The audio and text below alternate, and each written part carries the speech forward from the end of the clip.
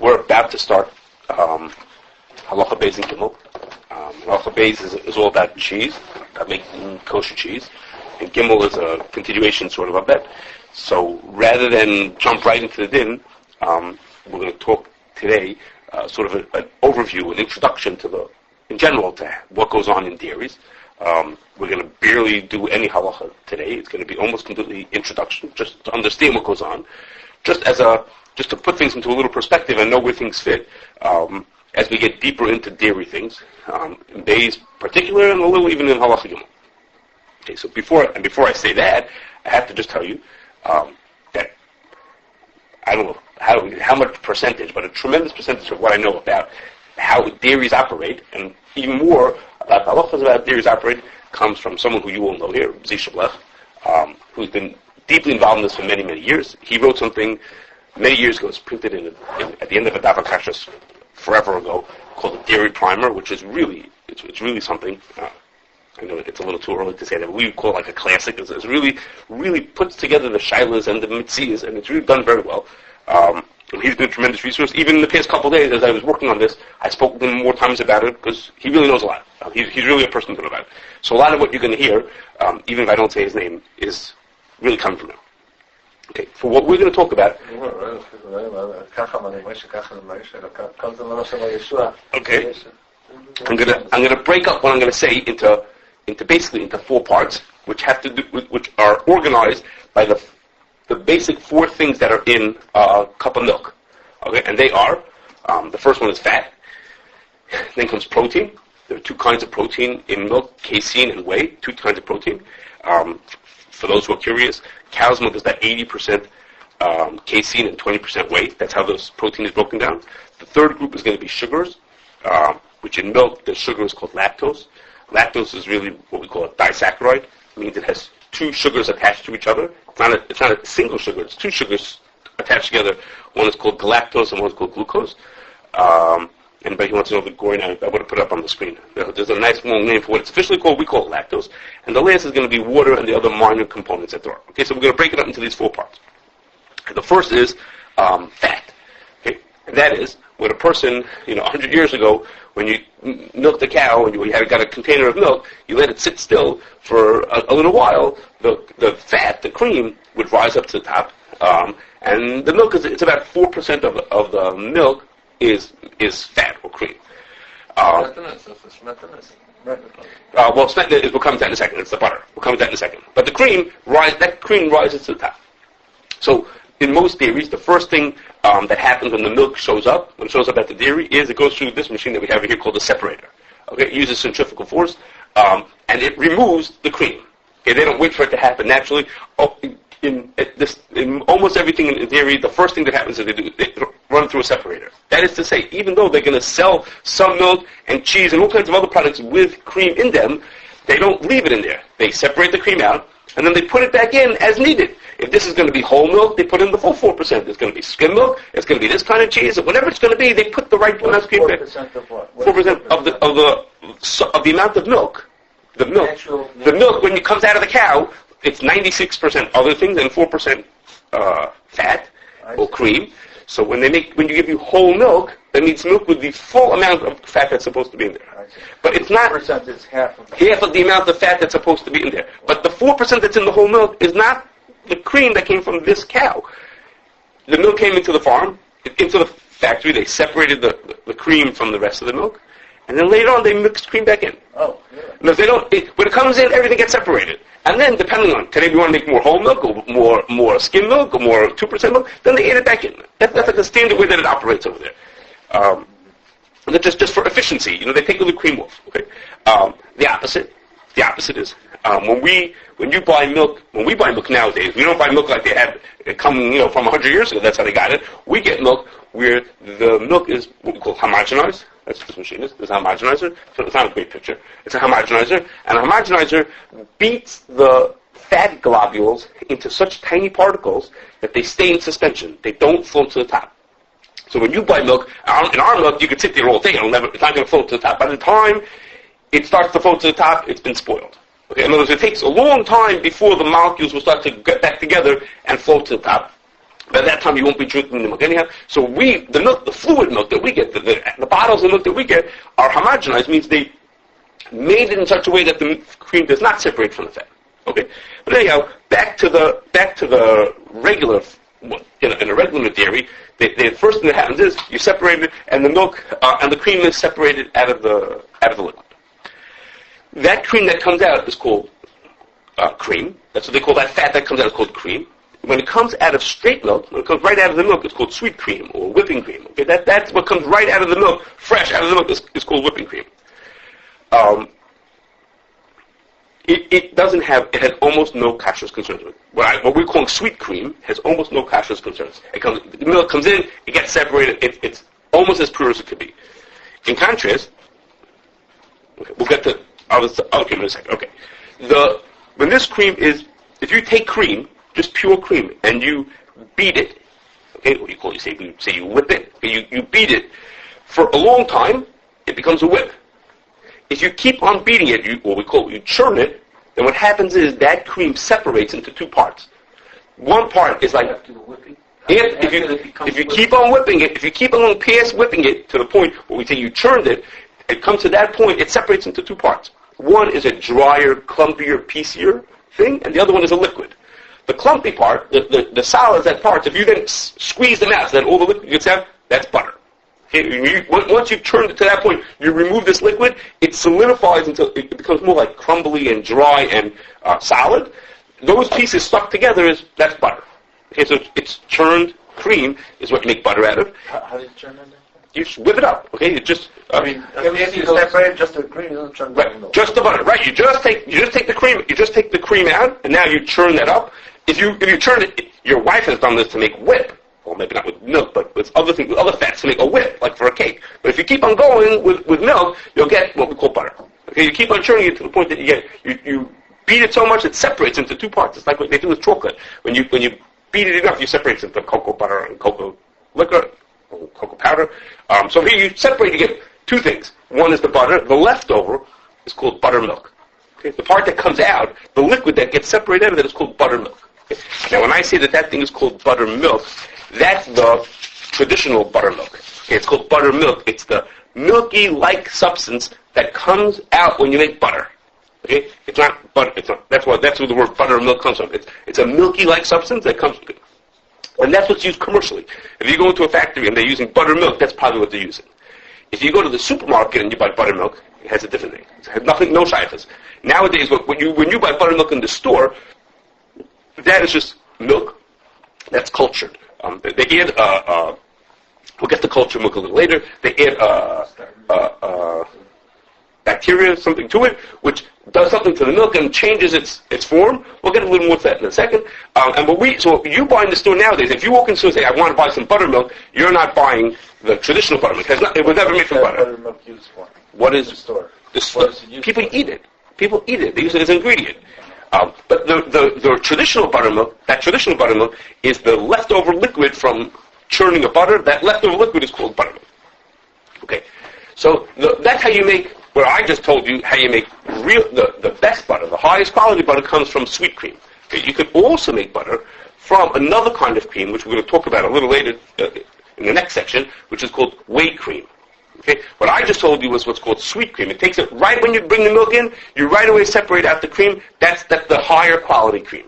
There's a lower quality cream, which is called whey cream. We'll talk about that in a second. That has much more serious shilas to it. I told you the sweet cream that has very little shilas to it, very simple and very innocuous from a kashrus perspective. But the whey cream, which can also be used to make butter, you can also make butter out of it, has much more serious shilas to it. Okay, it's a little. You might not expect this, but the lower quality butter is the better tasting butter. Okay? So even though I said to you the higher quality is made from the sweet cream, the better tasting butter is the lower quality butter. I know that sounds a little strange. Anyhow, so the butter also has other things that are added to it. Other things to give flavor to it, especially to compensate when you have a higher quality butter, which doesn't taste as good. Started distillate and the acetyl. There are other things that are added to it. We're going to talk about whether butter needs to be chol v'yisrael or gvinis yisrael. That's going to be in halacha gimel. The halacha gimel is about butter, and whether it needs to have the din of chol v'yisrael and community yisrael, which is what our siman is about.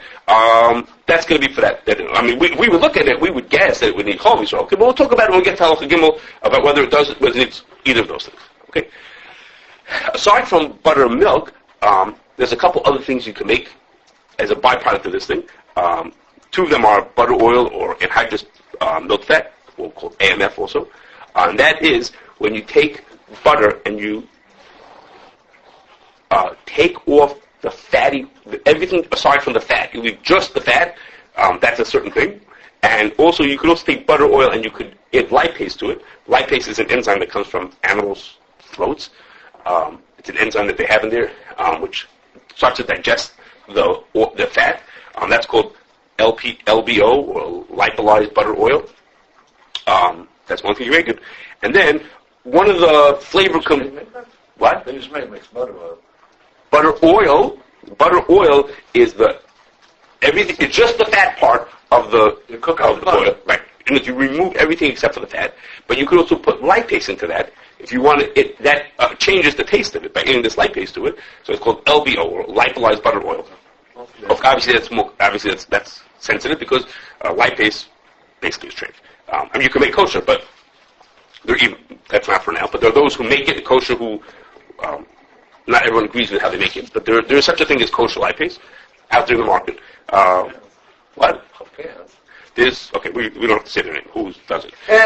No, whatever. Okay. Now, one of the components in butter that has a lot to do with the taste that it has, or the desirable taste to it, is called butyric acid. And if you get a natural one, it could come from butter. That's where you would get it from naturally. And people use it to create butter-like taste to it, because that's what people associate with that taste. But derech klal, it comes from synthetic sources, and it's assumed that if someone's selling it as plain, they're not selling it as a natural product, that it's not the natural one, and it's not a kosher product. Butyric acid. Yeah. Mm-hmm. Did you ever see natural? I don't remember. The natural one would be suspected of coming from butter. That would be the suspicion that that's where it comes from. Not that, but that would be the suspicion where it comes from. But usually it's not. If you just see plain, there's someone listed in sequel. Okay. Okay. One last thing in here, which is just like an exception. You might be thinking this, which is ice cream is not really made, so to speak, from cream. Ice cream is made from milk, something with a very high milk content. It also has to have a lot of cream to it. By law, it's I think over 10%. It's usually between 10 and 16% cream to it. So it has cream added to it. It's not plain milk. And it has all kinds of other chazrai added to it, other kosher sensitive ingredients, like emulsifiers added to it. And what they do is they freeze it. But when they freeze it, they stir it while it's being frozen to help get extra air into it to give it a fluffiness. And so it's a frozen milk with a high fat content, and of course it's hashgacha, but it's not. It does contain cream. By law, it actually has to contain a lot of cream, but it doesn't. But it's not cream per se. Okay, it's not like butter, which is just cream. Ice cream is made from really plain milk with all kinds of other chazar. Why does the government mix in? The government doesn't. When the government does these things, they're not mixing it to say it's like right or wrong. It's that people expect a certain thing. So they're just establishing. Everybody assumes it has a certain amount of fat. So it's not honest to consumers. If you would call something ice cream, you could call it frozen. Scotch, if you don't call it scotch. Right, so it's just you could call it a frozen confection. You just can't call it ice cream. People expect a certain thing, so they just put into law what people expect. That's all. Nothing more than that. Okay, so that's our first section. We talked about the fat. The second section, which is much more right into what we negate us, is the protein. Okay, I said the second part of what in the milk is the protein. And as I said, I told you about fat. It's easy to remove fat from milk. Okay, first thing you do, you remove the fat out of the milk. That's easy. Okay, almost as easy, or what's very commonly done is to remove the protein from the milk also. I don't mean the protein. I don't mean all the protein, the casein protein out of the milk. And that is done in one of two ways. This is probably just chazon shashay. You probably know this.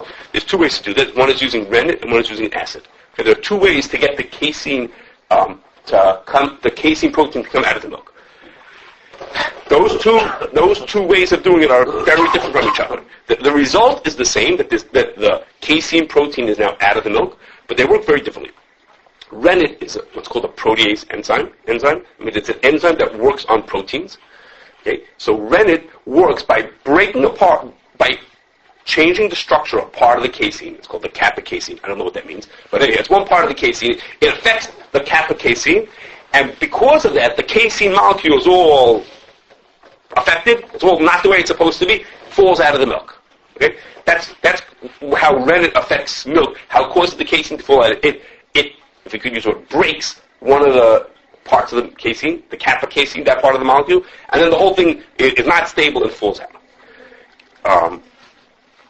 The other one is that acid casein is as follows. Casein be'etzem, pure casein, does not dissolve in milk. Does not say it's not soluble in milk. When casein is in a casein salt, okay, then it is soluble. So when casein is the way it is in milk, it's calcium caseinate. When it's mixed in the milk as such, it's happy and it stays mixed into the milk. By adding in acid, by making turning the milk too acidic, below 4.6. It's called, it has a fancy word, it's called the isoelectric point. After it goes below 4.6 pH, the calcium caseinate breaks apart, leaving calcium and casein separate from each other. Casein is not soluble, it falls out of the solution. Okay. Okay, so we have these two different ways of getting the casein out of the milk. How do you make the milk acidic? I told you can do it with rennet. Okay, so somebody pours in rennet. How do you make the milk acidic to get the casein to fall out of it? So the simplest way to do it is to do nothing. Okay, I'm sorry. I take that back. That's not simple. The simplest way to do it is to add acid to it. Okay, you put lemon juice into it, or vinegar, or an industrial kind of acid into it. Okay, I know people who do that. They take milk, pour in lemon juice, and they have cottage cheese. Okay, you put in the right amount of acid into it, and it'll separate itself. You can do it at home. Okay, you put it in. What? It works in pasteurized milk? Yeah, it works anything. There's a difference. You put it in we should have done a demonstration to keep everybody awake here. Put in enough acid into it, lowers the acidity to below 4.6, and out will pop the casein. Okay? Another way you could do it. You get butter. No, the casein, the protein. We're getting at the protein now. The butter, we finished with the cream. Now we're just getting at we want to get out if you want to get the protein, by making it acidic will cause the pH. Lower the pH, causes the caseinate to break apart, and causes the casein to fall out. Another thing is, you could just leave it on the counter. Okay? If you leave milk on the counter, what's going to happen is, what's going on when you leave milk on the counter is, bacteria start to work on the milk, they start to eat the milk. A byproduct of almost every living function is lactic acid is produced. It's a byproduct of the bacteria eating your milk, is that it produces lactic acid. The lactic acid sours the milk, meaning it lowers the pH to below 4.6. As soon as the pH gets above 4.6, out falls the casein. Okay, so the reason why, when you sour the milk, it turns into what looks like cottage cheese is because that's exactly what's happening. The bacteria that's eating the bacteria is not creating the cottage cheese. Bacteria is creating lactic acid. Lactic acid is making it too acidic. Out comes protein. The protein is low. Well, the only reason you might not be able to eat it is because maybe the bacteria that was eating it did something harmful to the milk beforehand. I'm not saying you should eat it. I'm saying, but if you want to see the protein come out, so the simple way, I don't know, I can't answer that question if it is or not healthy to eat it, but that could happen like that. You could speed that up. Commercially, they don't do that. They don't sit in a tank and say, okay, let's just leave the milk out here for a week and wait for it to sour. What they do is they add their own bacteria. Okay, we call those cultures. Okay, they add their own bacteria to the milk. That bacteria, they don't wait for it to fall from the atmosphere. They put in a specific one into the milk. It starts eating, and living, and doing what it has to do. Out comes lactic acid. The protein falls out. That they keep. What is when you go to a dairy? It's a culture. It's a starter or something. A starter culture, same thing. Starter culture. Okay. So the cultures are added to. The cultures have this effect now. Cultures is a whole science to which cultures you put into things. Okay, there are many different ones that have all kinds of different properties to it.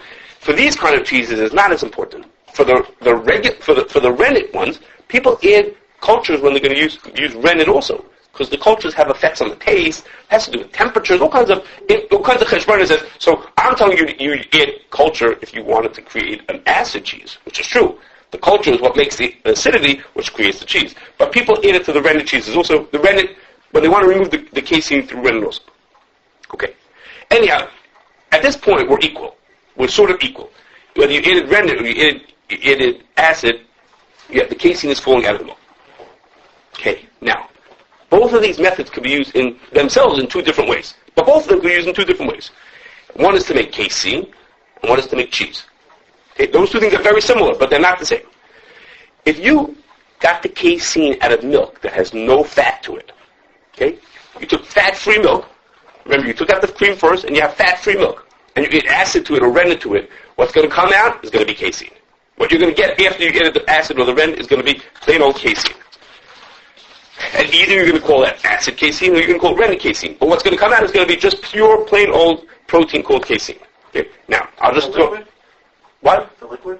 It comes out as a solid, but it comes out as a more solid looking than milk does, like a soft, cheesy kind of thing. Where you could turn it into a powder, that's separate. But it comes out as like a cheesy kind of thing. Okay, now, I'm going to throw in something over here. Rabbi Blech's insight into this, which is, he said, if you remember what I told you, when you make rennet casein, that works by breaking the cap of casein, breaking part of the casein, force it out of the milk. Acid casein, the whole casein came up as is pure. So he says, it's not possible to turn rennet casein into acid casein. Acid casein has almost no shilos to it, and rennet casein needs convenience Yisrael.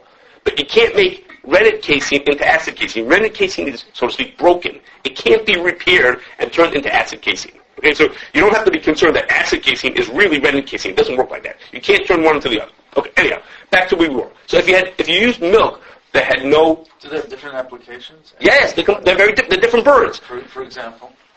I don't know. They use four different kinds of things. But they're not the same structure. They're both called casein. But one came from acid, one came from rennet. One through acid or rennet. They have different... The finished product is not the same thing. Now, if you remove the casein from milk that has fat in it, what happens is when the casein falls out, it doesn't come out by itself.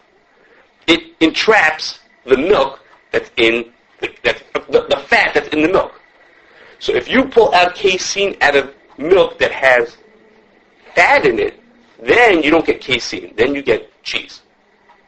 Okay, cheese is when you pull out the casein, but casein that entraps fat inside of it, and now what you've pulled out, we don't call that casein anymore. We call that cheese. Cheese is really casein with fat mixed into it, or casein holding in like a lattice of holding on the fat that's inside of it.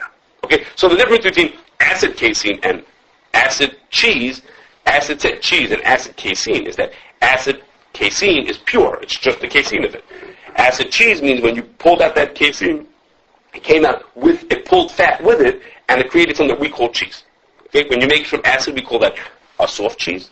We call it acid set cheese or a soft cheese, like a baker's cheese, a cottage cheese, cream cheese, farmer cheese. Those are all soft cheeses. Okay, those are created by adding by acidifying, by souring the milk.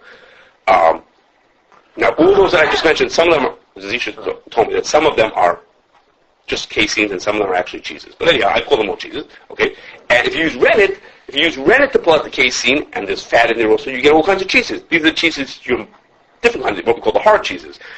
Cheddar cheese and Gouda cheese and Monterey Jack and mozzarella and Parmesan and Munster cheeses. All those are all hard cheeses. That means to say is the casein was pulled out with rennet.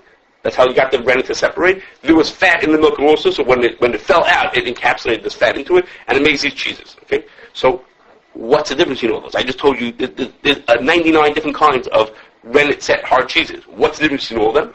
Okay, the difference is in details that are not so negative to us right now, like which culture you used, what temperature you did it at, how much moisture you took out of it, how long you aged it for, all kinds of other side points which are very negative. It's very important, and we hopefully get to them as we move on to halachas. But for right now, it's not so important. They're all cheese. Okay, all those things are what we call hard cheese. And what the important din that there is for cheese is that when you make cheese, it needs to be gvinus Yisrael. Okay, that's the halacha. That's halacha base. Is hard cheese the 6 hour thing? No. When I say soft and hard over here, I'm sorry, I should have clarified that. When I say soft and hard over here, I mean is soft cheese is acid set cheese, hard cheese is rennet set cheese. Some of those hard cheeses are, so to speak, so hard that you have to wait 6 hours. That's not what I was talking about. I meant as hard as in there's a separation. They're very different. They're different breeds from one another. Okay, so cheese needs to have gvinus Yisrael. A yid has to do something. There's some participation. The yid has to have. There has to be somewhat involved in making cheese. In making a cheese.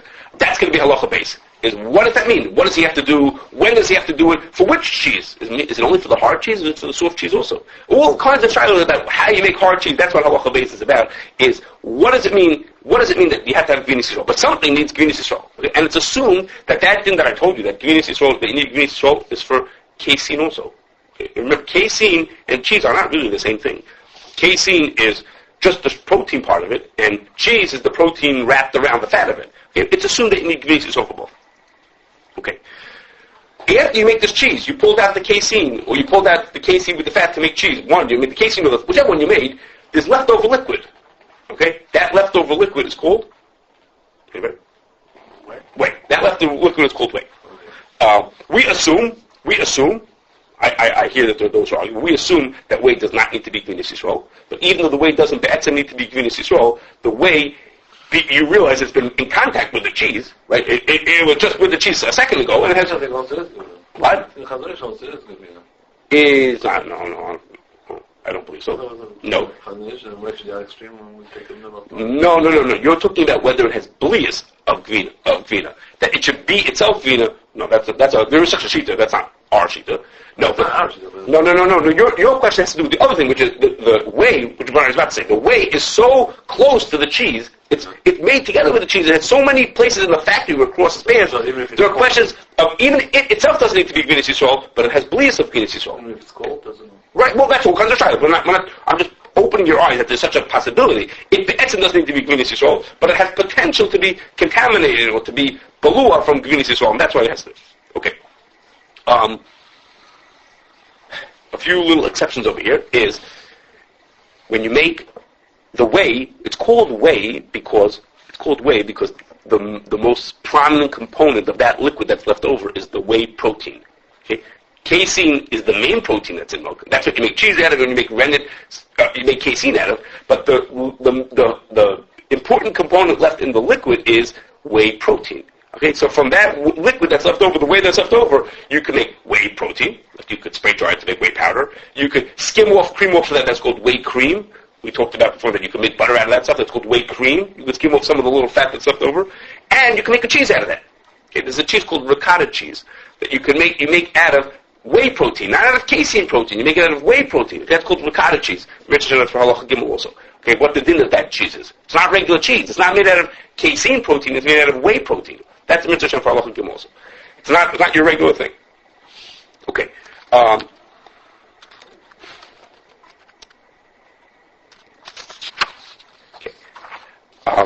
Some of the exceptions to the cheeses that I told you is cottage cheese. Cottage cheese, which is made by acidifying the milk. You sour the milk to cause the casein to fall out of it. But the way they used to make it was, almost every cheese is made is that you pull out the protein, and then you eat just the protein part of it, or the protein with the fat. Cottage cheese, what they would do is they would mix it back in with the liquid. Okay? Or everybody's heard of, Little Miss Muffet who ate the curds and whey. The curds and whey was the curd, that's the protein part of it, and the whey is the liquid left over. She was eating cottage cheese. Okay, so you take the curd, you mix it back into the whey, and now you have the solids floating around with the liquids inside of it. That's cottage cheese. Okay, that's different than most cheeses. Most cheeses you eat just the curd part of it, just the protein part of it. Nowadays they don't make cottage cheese like that. For your information, nowadays they take out the protein and they make a separate liquid that they put onto it. They don't put the whey back into it. But that's how you're supposed to make it, or that's how they used to make it. Okay, and another exception is yogurt or sour cream, which are very similar, which is all other cheeses are made by pulling out the protein. You pull out the casein, either with or without fat. Usually with fat, you pull it out. Yogurt is you just culture the milk and you solidify. The whole milk turns into yogurt or sour cream. It's not made by pulling out casein. It's not really a cheese in the sense. That's also mitzvah shem halacha gimel. What's the status of yogurts and sour cream? They're not like regular cheeses. A regular cheese, you pull out the protein and the fat to make something separated and you leave the liquid behind. But when you make yogurt, you don't do that. When you make yogurt, the whole milk turns into that. It solidifies and congeals. It doesn't separate pieces out that become cheese to leave behind the whey. Okay, that's a mitzvah shem halacha gimel also. What's the status of that thing? What do you do with that kind of is that really a cheese? Does that have, what kind of din does that have? Okay. In the next section, we're getting towards the end now. We're a little over time, but a little towards the end. Okay. Third section is the sugar. Okay, we did the fat and the protein, and now the sugar. When you pull out the protein, the casein to make the cheese or the casein. What you're left behind is what I said is the whey. That whey, the main component the most prominent component in there is the whey protein, and that's why the liquid is called liquid whey, because this prominent component is whey. There's another component in there is the lactose. The lactose is in that liquid. So you can filter that liquid to get the lactose out of it. Okay, when you filter the liquid, the whey stays behind, and the lactose passes through. Okay, so, or in the days of Chazal, and the Rush brings it, they used to cook it to separate the whey. The whey would separate, and the other liquids would go out. There is a separation you could do to the liquid whey. Okay, that separation to get the protein to go one way, the whey protein to go one way, and the water and the sugar to go a different way. So, the Gemara says in Chulchan, that there's something called mei chalav, and mei chalav is midoraisa, not considered milchiks. Okay, so it's a machlokes Rishonim what that means mei chalav. It's really going to be, we'll do it either in Siman Pei Zayin or Pei Aleph, depending on the mood. Either Pei Zayin or Pei Aleph. That's where the Shulchan talks about that. What is mei chalav? Some hold mei chalav means whey. It's the liquid that comes out of milk. When you make cheese, the liquid that gets left over is called whey. So some Rishonim hold that that's only milchiks midrabanan.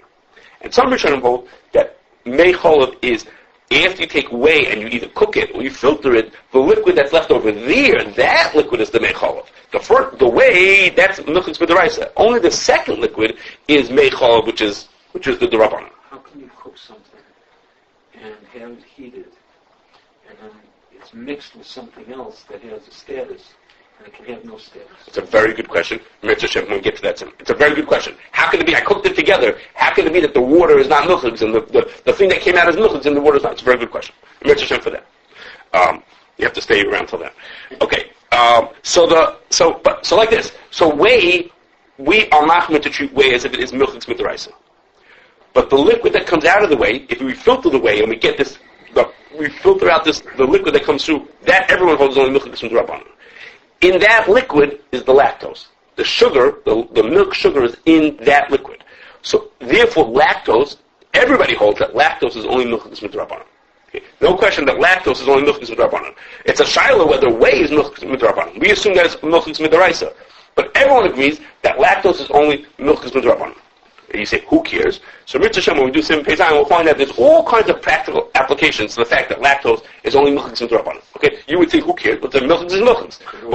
Well, that's the Gemara's. Yes, the Gemara's not meaning that you could cook it with meat. Yes, but that's not for most people. What are you going to do to cook with meat? Well, we'll find out. We get to Pei Zayin. There's a whole bunch of nafkaminas to that being. Okay, before we wind this part down, this lactose has a number of different kinds of uses where you could end up seeing it. One is, I told you that lactose is really a disaccharide. We have two sugars. One of them is glucose. That's used all over the place. Okay, that's not what, no one. It's not. That's one thing. But what's unusual to lactose is the other sugar, it's called galactose. Okay, that's the other sugar. Is called the galactose sugar. So lactose is a made-up word, which means it's the combination of glucose and galactose. Galactose is what's used to make a sweetener, a low-calorie sweetener called tagatose. Tagatose is a low-calorie sweetener, which would be not so significant, except that it has a big yichus that is used for making diet Slurpees. Okay, for whatever reason, the low-calorie sweeteners don't work well on the Slurpee machine, for whatever reason. They don't get that consistency for some reason. But tagatose does. So tagatose is the low-calorie sweetener used to make diet Slurpees, and that's why diet Slurpees are milchiks. Okay, because they're made from galactose. They're made from tagatose, which is made from galactose, which is made from lactose, which is made from whey, which is made from milk, which is made from milk. No, is this available in the retail market? You go to 7-Eleven, you get it? No. Oh, could you buy tagatose? I don't know. I don't know. Is it sold as a... Is the pound club selling? Drinkers only? No, it's milchiks. It's milchiks midrabanan. The milk has deflations. Someone's not going to call you he should not drink diet soda. Well, he shouldn't drink it. Wait, he shouldn't drink it. It's milchiks. So people who are not going to chol v'yisrael wouldn't eat things that are milchiks because they say not chol v'yisrael. Yeah. So they don't sell it in the kosher one. No, they don't have it. No, they don't sell the kosher one. No. I've never seen We a don't- diet slurping. But there is. Okay, let's start today. I don't. Okay. So maybe there are newer ways. Maybe there are newer ways that they could sweeten it. It's my understanding that they use this tag. Okay. Anyhow, so that's the yichus of a place where you might see a lactose. Another thing is that there are certain countries that have tremendous dairy industries. The ones that come to mind, the most famous ones, are New Zealand and Ireland. They have huge dairy industries. In these countries, there's such a big dairy industry, they have loads of whey, and therefore they have loads of lactose. Okay, they have all this leftover, all this lactose, so for them, lactose is just another sugar. Okay? Whereas for us, we wouldn't use lactose just as a plain old sugar. They would use lactose because it's a cheap sugar to be used for fermentations. So if they want to make MSG in one of these places, or citric acid, they're looking for our sugar. We would use sugar coming from corn. For them, that's just a cheap sugar that's available. So it's used for fermentations in some of these places just because it's just cheap. Because in certain places, that's what it's just around. These countries, they have leftover, they turn it into alcohol. And they'll turn into alcohol, and there's a vodka that's made out of, it says made out of milk sugar. It's made out of milk sugar. That means is, they went to a place where they bought lactose. They turned the lactose, like any other sugar, could turn into alcohol, which could turn into, and you make schnapps out of it, you make vodka out of it. So in some countries they're using it because it's just cheap, okay? Or it's being used, sometimes people use it because they want certain properties of milk. For example, we had a company that we used to certify that was making diacetyl out of lactose. Okay, diacetyl is something that gives a buttery kind of a flavor to it. They give a buttery kind of a flavor. They wanted certain notes to carry over. They could have used any sugar to make diacetyl. They wanted to use a milk sugar, but because they thought it would carry over certain notes of the milkiness of it also. It wouldn't be just plain diacetyl, but diacetyl with other components of the milk that would have a certain taste to it. So they were using the milk sugar on purpose. They weren't using it because it was convenient. There was a reason why they wanted it. We have a company now that also ferments flavor enhancers, and they use whey. Now, they're really not using whey. Really, they're using the lactose. They put in whey, but the only part that's fermenting is the lactose. The whey doesn't ferment. The part that ferments is the lactose sugar that's in there. So about milkets? It's milkets. Yeah. It's milkets. Why they use the lactose it's a story, just historical. But they're using it. They have a thing why they want to use whey. Okay. And for some reason, I haven't gotten 100% around this, a lot of tablets seem to have lactose in them. Pills, like that people swallow. For some reason, I'm not sure exactly why. Okay, anyhow, some of these parts of lactose are going to be, again, for Simon Peizayin, when we took the bus hole, that's for that, okay. Last part that we have to do, we're almost done, we're over time, I'm sorry. Last thing we have to do is the water and the minor components. The minor components is mainly, we talk about calcium, like calcium casein, but the water is the last thing that's left. We took out the fat and the protein, and the sugar, and maybe someone even pulls out the calcium. It's not common to get it, but even let's say someone pulls out the calcium, what's left is water. And I'll just mention it, is that in a dairy company, when they have certain products, they have whey. So what do? They want to remove the liquid so they can sell powdered whey. Or they want to remove the liquid so they have just the lactose. Or they want to remove the liquid so they can get concentrated milk. Okay, they want to make evaporated milk. Okay, all these things they want to remove liquid. So the simple view would be is they would remove the liquid, and that would be the end of it. Okay, but the truth is that in efficient companies, they capture that liquid that they evaporate off. As they boil out that liquid, they capture that liquid. Why waste the water? Okay, and they capture that water, and that's called, it has a term, it's called cow water. Okay, that water that's boiled out, that's captured, it's called cow water because it's water, but it has certain carryovers from the milk, so it's not pure water exactly, they call it cow water. And what do they do with cow water? So one company, they water their lawns with it. Okay? Well, wonderful. Okay, so they water their lawns with it. No problem. But other companies use that water for cleaning. Now, they wouldn't use it for a final cleaning because it has contamination to it. It has milk carried over into it. But they would happily use it to do a first rinse on something. They would use that water. There was unfortunately a company that after many years, the Mashgiach realized they were koshering with the cow water. They're koshering for milchik stapara using milchik water. Okay, that water is milchik, okay? So only... That's only the Rabban. It may or may not be how I've tasted not cow water, but a variation of cow water, and they had a time to it. It wasn't cow water, it was a different type. It was the same idea, but it depends how efficient their system is, how good it is, how much carries over into the water. Okay, it depends how well the details of that system work. That's a Rabban. It's milchik. Because what you said before is... It depends. It's a good question. It might. It depends when they got it from. Let's say they were making evaporated milk.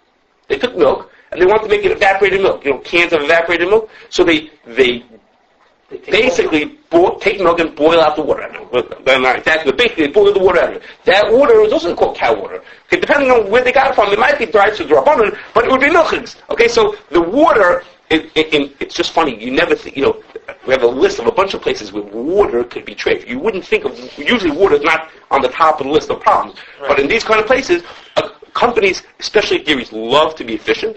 Okay, and if they have a thing that they can save water and do something with it, so if they want to wash the streets with it, that's fine, or water the grass. But if they're going to be using it in production, then it potentially runs into these kind of problems.